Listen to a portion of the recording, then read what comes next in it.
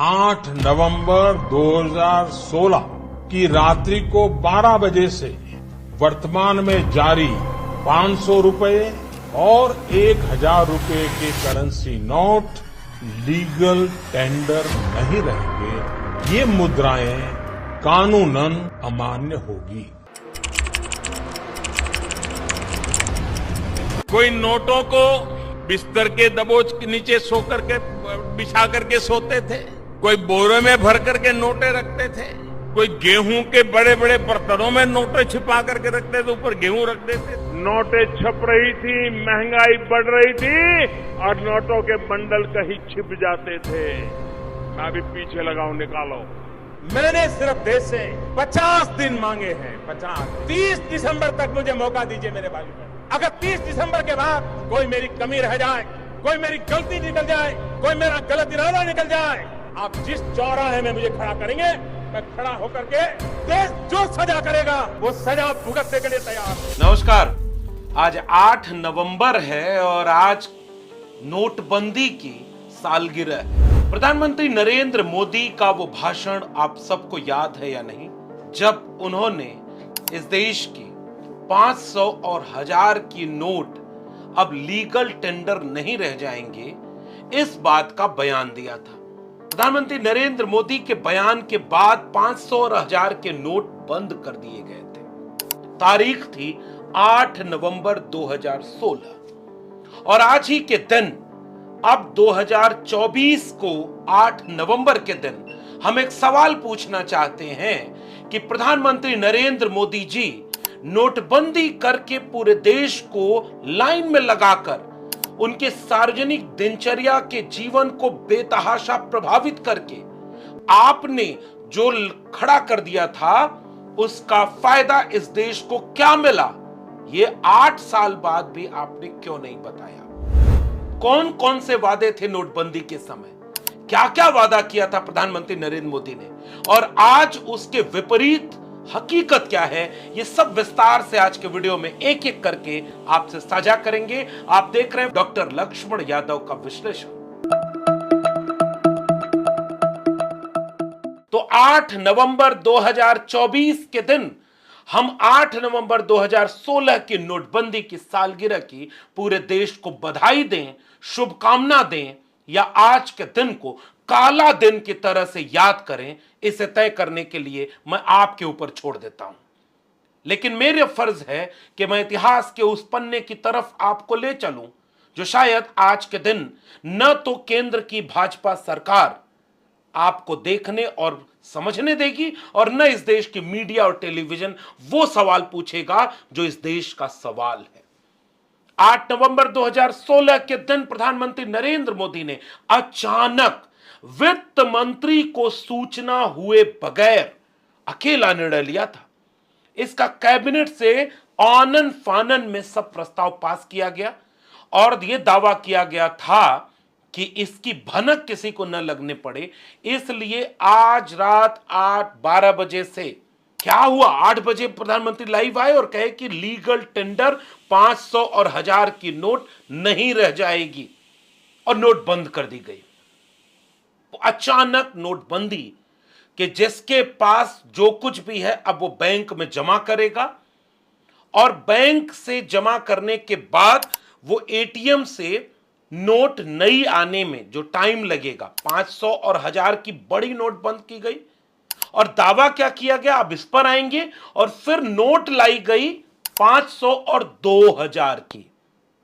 याद करिएगा उस समय की मीडिया टेलीविजन चैनल में एक बहुत बड़े एंकर लोग ये कहते थे कि 2000 की जो नोट आई है उसमें चिप लगा है, उसमें नैनो टेक्नोलॉजी, जीपीएस का इस्तेमाल है। अगर एक जगह पर बहुत सारे नोट एक साथ पड़े रहेंगे तो न सिर्फ जो क्या उसके जो कानूनी तौर पर कार्रवाई करेंगे ना उनके पास सिर्फ, बल्कि इनकम टैक्स डिपार्टमेंट में इसका सिग्नल जाएगा, क्योंकि ये सीधे सैटेलाइट की ओर सिग्नल ट्रांसमिट करेगा और वहां पर पहुंचेगा ताकि उस पैसे को निकाला जा सके, रिकवर किया जा सके। अगर एक जगह पर ढेर सारी नोट इकट्ठा हो जाएगी, जमीन के नीचे पाताल में रहे या स्वर्गलोक में रहे, उसका सिग्नल आरबीआई को चला जाएगा और नोट पकड़ ली जाएगी, यानी जो काला धन है वो रुकेगा। मजाक मजाक होता है, लेकिन कभी आपकी मीडिया जो नफरत और झूठ दोनों एक साथ परोस रही है, वो अब कभी माफी नहीं मांगती और ना आपको उसकी जरूरत होती है। तो मीडिया अगले दिन अगले झूठ और अगले नफरत के साथ आपके सामने हाजिर हो जाती है और कल के बोले गए झूठ और नफरत को आप भूल चुके होते हैं। बधाई आप सबको, आप इस नए भारत को बनाने वाले हैं। तो हुआ ये कि नोटबंदी करके 500 और 1000 की नोट बंद कर दी गई और 500 और 2000 की नोट चालू कर दी गई। मेरा एक और दूसरा होमवर्क है कि पता करिए आज 2000 की नोट चल रही है क्या? भूल गए ना?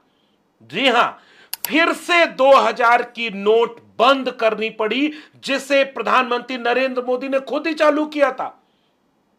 यह कौन सा फैसला है जो प्रधानमंत्री ने बिना सोचे समझे ले लिया क्या? किसकी राय ली थी? कितने अर्थशास्त्रियों को इस पूरी बातचीत और निर्णय में शामिल किया गया? और अगर उन्हें शामिल किया गया और नोटबंदी कर दी गई तो उसके बाद 2000 की नोट लाई गई और फिर उसे भी बंद करना पड़ा। इस फैसले पर कभी देश की जनता के सामने कोई श्वेत पत्र प्रधानमंत्री नरेंद्र मोदी ने लागू किया क्या? कोई श्वेत पत्र दिखाकर देश की जनता को जवाब दिया क्या कि हमने जो कदम उठाया था उसमें यह चूक हो गई, इसलिए हम यह कदम वापस लेते हैं? फेल निर्णय का श्रेय कौन लेगा प्रधानमंत्री जी? अब फिर आते हैं उनके वादों पर। दावा क्या किया गया था? नवंबर 2016, 8 नवंबर की तारीख थी। उसके बाद देश के सामने शान शौकत से दोनों बाहें फैलाकर पूरी उत्तेजना में, जोश में वैसे ही बोला गया कि नोटबंदी इसलिए की गई है क्योंकि काला धन देश में वापस कहां से है, कितना काला धन है, उसको हम देश को बताएंगे। कि दुनिया के देशों में जहां भी काला धन पड़ा है, हम सरकार में आते ही एक टास्क फोर्स बनाएंगे। कानूनों में संशोधन करने की जरूरत होगी तो संशोधन करेंगे, नए कानून बनाने की आवश्यकता होगी तो नए कानून बनाएंगे। विश्व के जिन जिन देशों में जहां ये पैसे पड़े हैं उससे जानकारी लेंगे, एक एक पाई हम वापस लाएंगे। भ्रष्टाचार रोकेंगे, आतंकवाद खत्म हो जाएगा, लोगों के अकाउंट में काला धन आने के बाद कुछ पैसा मिलेगा, युवाओं को रोजगार मिलेगा, देश का कर्जा कम होगा, किसानों की आय दुगुनी 2022 तक कर देंगे, टैक्स पेयर लोगों को टैक्स का पैसा भी वापस देंगे। वादों का अंबार लगा दिया और उसके बाद जब देश कतार में खड़ा हुआ, देश बदहाल था, देश परेशान था, देश के प्रधानमंत्री विदेश में जाकर भाषण देते हैं कि नोट हमने बंद कर दी। ये वाला भाषण देखा आपने? ऐसे करके घर में शादी है, पैसे नहीं है प्रधानमंत्री जी, और उसके बाद सामने की भीड़ भी हंस रही है, प्रधानमंत्री भी हंस रहे हैं। घर में मां बीमार है, पैसे नहीं है। वो अंगूठा जो दिखाया गया था प्रधानमंत्री का विदेश के भाषण में देश के लोगों को संबोधित करते हुए, 500 और 1000 की नोट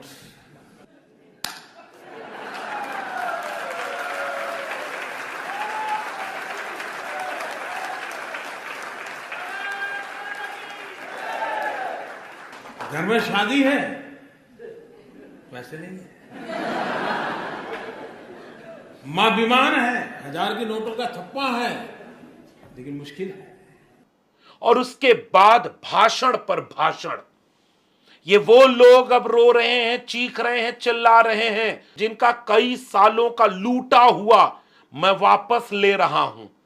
ये लुटेरे रो रहे हैं, ये लुटेरे बेचैन हैं, ये लुटेरे हमारी पॉलिसी पर सवाल उठा रहे हैं। जोर जोर से चीखता हुआ प्रधानमंत्री का भाषण पर भाषण, सुनते जाइए भाषण। और उस भाषण में कहा गया कि गरीब आदमी का एक भी रुपया नुकसान नहीं होगा। मेरे देशवासियों, मुझे 50 दिन दे दो, 50 दिन दे दो, क्योंकि मैं लुटेरों का लूटा हुआ वापस ले आ रहा हूं। मुझे 50 दिन दे दो। अगर आपके मैं वादों पर खड़ा न उतरा, अगर मुझ में कोई कमी रह जाए, अगर मुझ में कोई बाकी रह जाए, तो 50 दिन बाद जिस चौराहे पर बुलाना, मैं आने को तैयार हूं। मैंने सिर्फ देश से 50 दिन मांगे हैं, 50 दिन। 30 दिसंबर तक मुझे मौका दीजिए मेरे भाई बहन। अगर 30 दिसंबर के बाद कोई मेरी कमी रह जाए, कोई मेरी गलती निकल जाए, कोई मेरा गलत इरादा निकल जाए, आप जिस चौराहे में मुझे खड़ा करेंगे, मैं खड़ा होकर के देश जो सजा करेगा वो सजा भुगतने के लिए तैयार हूं। प्रधानमंत्री जी, उनको अच्छे से पता था 50 दिन छोड़ो, 5 दिन में इस देश की जनता भूल जाएगी कि उसका दर्द क्या था। लाइन में खड़ा होने का दर्द, शादी के समय पैसे न होने का दर्द, कोरोना तो बाद में आया, उसका दर्द जब भूल गए, जो मानवता पर संकट बनकर आया था। उस समय के नफरत के समय लोग ये सोच रहे थे कि हॉस्पिटल बनाना चाहिए था इस देश को, जरूरत पर काम आता है, इंसान की जान बचाता है। वो भूल गया दर्द, तो नोटबंदी का दर्द तो वैसे ही भूल गए। इसलिए प्रधानमंत्री नरेंद्र मोदी ने जानबूझकर 50 दिन मांगे थे। न 50 दिन के बाद इस देश की जनता ने कोई संगठित सवाल उनसे पूछे, न प्रधानमंत्री ने उसके जवाब दिए। फिर क्या साबित हुआ? जुमला। आपने ब्लैक मनी की बात छेड़ी, ब्लैक मनी भी मुद्दा बना हुआ है। माना आप कह रहे हैं कि हमने तो एसआईटी बना दी थी, हम एक्शन ले रहे हैं और पूरी कार्रवाई हो रही है और काला धन आएगा, लेकिन जो चुनावी भाषण में प्रधानमंत्री ने बात कही उसको वो बार बार दोहरा रहे हैं कि 15 लाख रुपए अकाउंट में क्यों नहीं आ रहे। देखिए, ये जुमला है। थोड़ा और इतिहास में पीछे ले चलूं, तैयार हैं आप? कोई फर्क पड़ेगा इन सवालों से? पड़े ना पड़े, मेरी जिम्मेदारी है कि मैं थोड़ा और पीछे ले चलूं।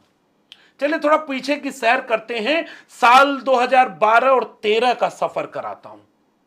साल 2011 के बाद इस देश में भ्रष्टाचार के विरोध में आंदोलन खड़ा हुआ या साजिशन खड़ा किया गया था आरएसएस के द्वारा, यह शोध का विषय है सामान्य भारतीयों के लिए, क्योंकि वो तो आप ऐसे ही भूल चुके होंगे, जिसका नाम था अन्ना आंदोलन। अन्ना नहीं, ये आंधी है, देश का दूसरा गांधी है। India against corruption.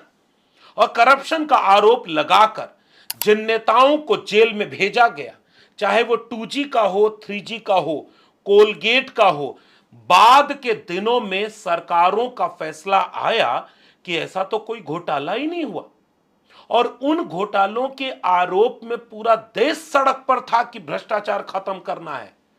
नेताओं की सरकार बन गई, भाजपा 2014 में सरकार बना ले गई, और जिन पर आरोप था सारे बरी हो गए, कोई जेल में आज की तारीख में नहीं। इतना बड़ा आंदोलन इस देश में हुआ क्यों था? फिर कैसे हो गया?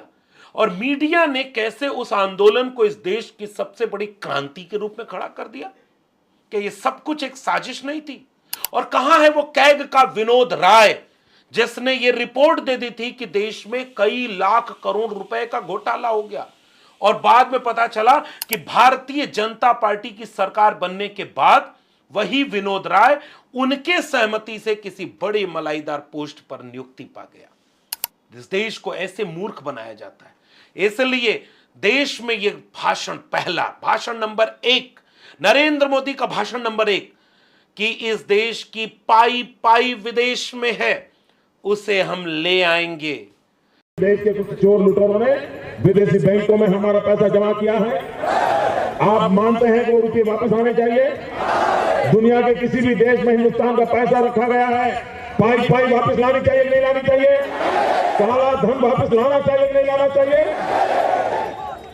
भाइयों बहनों, मैंने ठान के रखी है, अगर आप मुझे आशीर्वाद देंगे, मौका देंगे, मैं पाई पाई वापस लाऊंगा। मीडिया की खबरें बताती हैं कि 100 दिन में काला धन ले आने का वादा देश की भाजपा की उस समय के चुनाव की लड़ती हुई पार्टी ने किया था।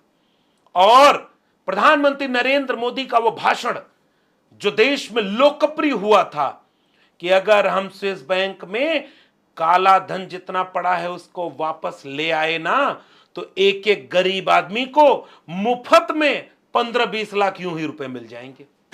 ये जो चोर लुटेरों के पैसे विदेशी बैंकों में जमा है ना, इतने भी हम रुपये ले आए ना, तो भी हिंदुस्तान के एक एक गरीब आदमी को मुफ्त में 15-20 लाख रुपए यूं ही मिल जाएगा। भूल गए ना?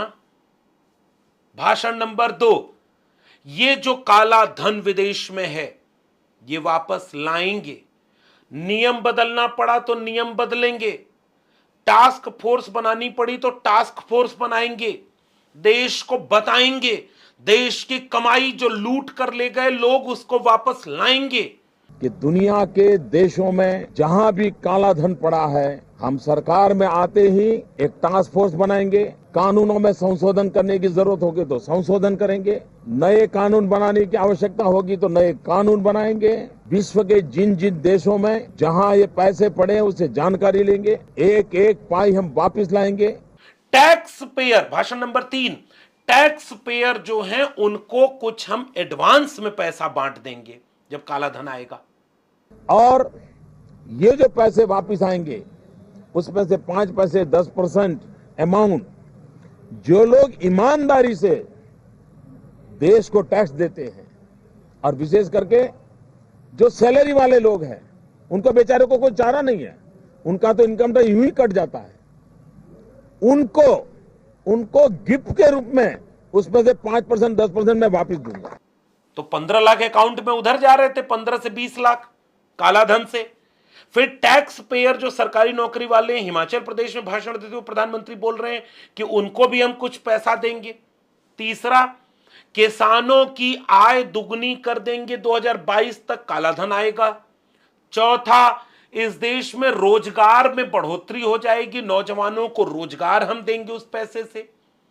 पांचवा, इस देश का इंफ्रास्ट्रक्चर खड़ा करेंगे, भ्रष्टाचार खत्म हो जाएगा। और इन सारे भाषणों के बाद 2016 की नोटबंदी, और 2024 में खड़े होकर मैं आपसे सवाल पूछता हूं, किसानों की आय दुगनी हुई क्या? हकीकत यह है कि किसानों पर 3 काले कानून लादे गए, जिसको हटाने के लिए किसानों को आंदोलन करना पड़ा। 13 महीने में 750 किसान शहीद हुए, लाठी खाए, गोली खाए, अपमान झेले, कील और मुकदमे देखते रहे। तब जाकर के तपस्या में कमी होने की बात कहते हुए प्रधानमंत्री ने वो रुपया वापस लिया फैसला, और उसके बाद भी किसानों की फसलों और नस्लों को अंबानी और अडानी के हाथों में बेचा जा रहा है। और आज का आंकड़ा बताया जा रहा है कि किसानों का आमदनी दुगनी नहीं हुई, 2024 में किसानों की कर्जे दुगने से 3 गुने होने पर आमादा है।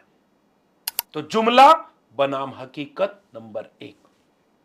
जुमला बनाम हकीकत नंबर 2, नोटबंदी के बाद यह कहा गया कि काला धन वापस आएगा, और आंकड़ा बता रहा है कि जितना जो पैसा था वो हूबहू उतना आ गया, 98-99%।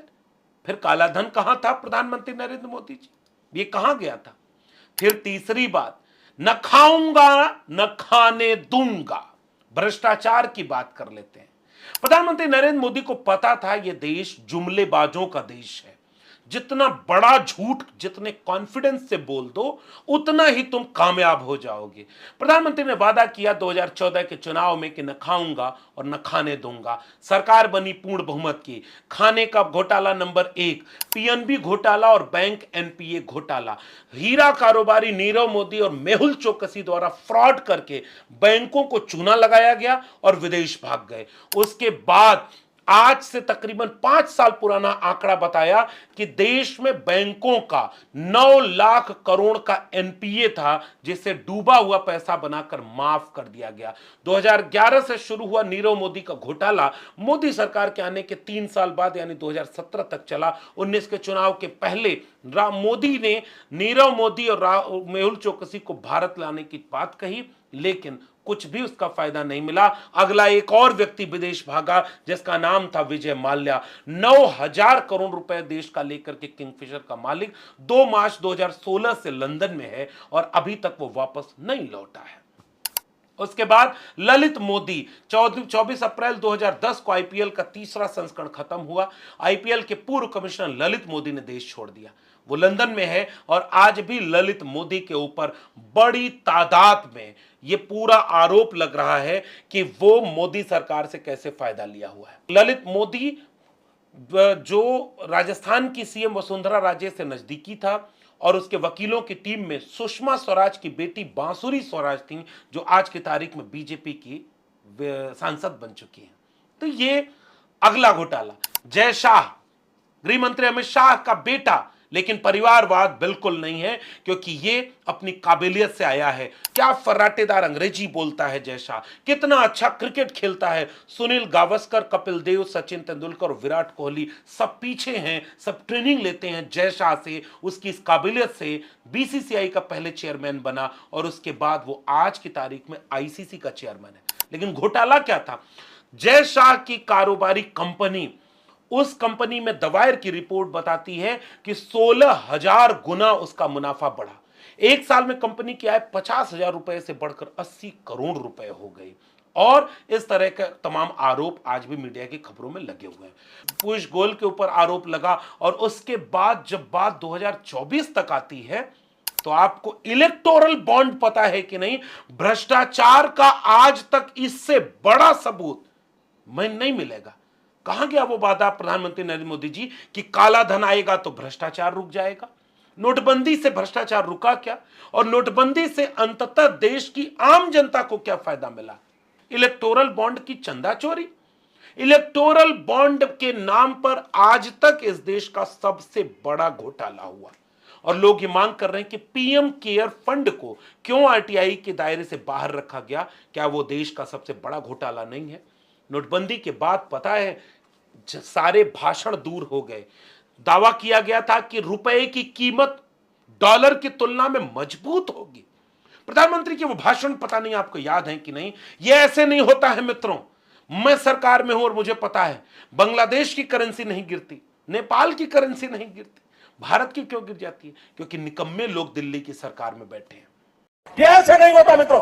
मैं शासन में बैठा हूं, मुझे मालूम है इस प्रकार से रुपया इतनी तेजी से गिर नहीं सकता। अरे ये नेपाल का रुपया नहीं गिरता है, बांग्लादेश की करेंसी नहीं गिरती है, पाकिस्तान की करेंसी नहीं गिरती, श्रीलंका की करेंसी नहीं गिरती। क्या कारण है हिंदुस्तान का रुपया पतला होता जा रहा है? ये जवाब देना पड़ेगा आपको। और आज ट्रंप जब वहां सरकार में राष्ट्रपति बनता है अमेरिका में, तो भारत का रुपया आज तक की सबसे नीचे की कीमत पर है। डोनाल्ड ट्रंप के आने के साइड इफेक्ट्स दिखने भी लगे हैं। रुपया डॉलर के मुकाबले 22 पैसे और नीचे जाकर अब $1 के बदले 84 रुपए 31 पैसे पर पहुंच गया है। यह अब तक का सबसे निचला स्तर है। आज तक सबसे नीचे की कीमत पर है। और प्रधानमंत्री के ही नक्शे कदम पर चलने वाली वित्त मंत्री से जब पूछा गया तो उन्होंने कहा रुपए की कीमत गिर नहीं रही है, डॉलर मजबूत हो रहा है। First of all, I would look at it as not rupee sliding, I will look at it as dollar strengthening incessantly. जैसे गरीबों की संख्या बढ़ नहीं रही है, अमीर मजबूत हो रहे हैं, अंबानी अडानी बन रहे हैं। बेरोजगारों की संख्या में बढ़ोतरी नहीं हो रही है, रोजगार कम मिल रहा है। भूखे नंगे बीमार नहीं हो रहे, इलाज कम हो पा रहा है। 5 किलो अनाज 80 करोड़ लोगों को देना पड़ रहा है। ये दावों को आज 2024 में नोटबंदी की सालगिरह पर क्या हकीकत में जांचना परखना एक जागते हुए समाज के लिए जरूरी नहीं है कि रुपए की कीमत प्रधानमंत्री नरेंद्र मोदी की सरकार में आज अपने इतिहास के सबसे निम्नतम स्तर पर गिर गई? क्या हुआ नोटबंदी के बाद प्रधानमंत्री जी? इस देश के लोगों को क्या मिला? कतार में खड़े रहे, मरे, परेशान हुए और भूला नहीं है देश की आपने अपनी बूढ़ी मां जो अब इस देश में, अब इस लोक में नहीं है, अपनी मां को भी कतार में खड़ा कर दिया था, क्योंकि आपको पता था कि इस देश कैसे भावनात्मक रूप से मूर्ख बनाया जा सकता है। कतार में जो देश था, भूले क्या? मनोज तिवारी आपका सांसद गाना गाता था, मजाक उड़ाता था कतार में खड़े लोगों का, क्योंकि देश भी ऐसा है कि कतार में जो खड़ा था वो भूल गया और नोटबंदी कामयाब हो गई। 50 दिन क्या 8 साल बीत गए, अर्थव्यवस्था डूबती चली जा रही है। इस देश पर कर्जा कितने प्रतिशत बढ़ा प्रधानमंत्री जी?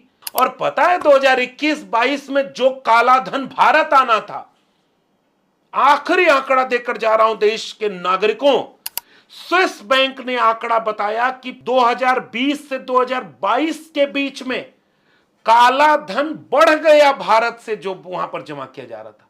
प्रधानमंत्री कौन है? जवाहरलाल नेहरू नहीं ना, नरेंद्र मोदी देश के दूसरी बार जब प्रधानमंत्री थे, और वो भी कोरोना के समय। कोरोना के समय, नोटबंदी के बाद कोरोना आया और उसमें काला धन विदेश में बढ़ गया। बधाई हो देश के नागरिकों कि आपका काला धन विदेश में बढ़ गया है। और आपको क्या मिला? जुमला, घंटा। इसलिए यह सवाल अब देश में पूछा जा रहा है कि आज की तारीख में देश पर कर्जा कितना है। छोड़ दिया जा रहा हूं क्योंकि इससे ज्यादा पता नहीं आप समझ भी पाएंगे या याद भी रहेगा कि भूल जाएंगे, क्योंकि आप भूलने के आदी हैं। और सरकार को पता है कि जुमला ही तो था। 14 में बोला 19 का चुनाव जीत गए, 19 में बोला 24 फिर जीत गए। जब सब चुनाव जीत ही जा रहे हैं, तो जैसे 2016 में नोटबंदी हुई, 17 में उत्तर प्रदेश का चुनाव जीत गए, तो उसके बाद मान लिया गया कि अगर चुनाव जीत गई कोई सरकार तो सारे फैसले सही हैं। तो बधाई देश के लोगों, ऐसे ही चुनाव जिताते रहो। और जाते जाते एक और आंकड़ा दे रहा हूं, 600 से 650 जिले इस देश में हैं। नोटबंदी के बाद भारतीय जनता पार्टी ने 800 करोड़ रुपए का कार्यालय केवल दिल्ली में ही नहीं बनाया। देश में आज की तारीख में जेपी नड्डा ने प्रेस कॉन्फ्रेंस करके बताया है, देश के हर जिले में 2 स्टार, 3 स्टार, 4 स्टार से लेकर 5 स्टार होटल की सुविधाओं के साथ भारतीय जनता पार्टी के कार्यालय देश के हर जिले में बना दिए गए। बधाई देश के लोगों, कतार में तुम लगे, बटे नहीं तो कटे कौन? पूछना सवाल, फुर्सत मिल जाए सांप्रदायिकता से, फुर्सत मिल जाए अंधभक्ति से, तो पूछना सवाल कि आज आपकी स्थिति कहां है। बधाई नोटबंदी के सालगिरह की। धन्यवाद।